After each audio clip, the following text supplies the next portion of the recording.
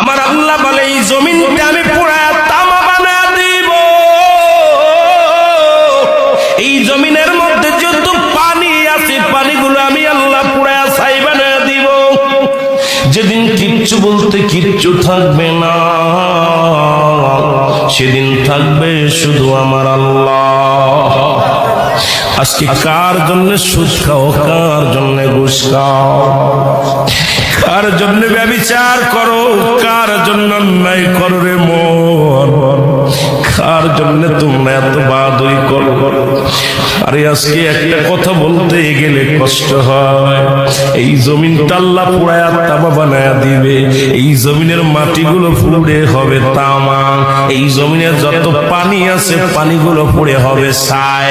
এই দুনিয়ার মধ্যে কিচ্ছু যেদিন থাকবে না, ওই তুরস্কের কত বাহাদুর, কত টাকাওয়ালা মিনিটের মধ্যে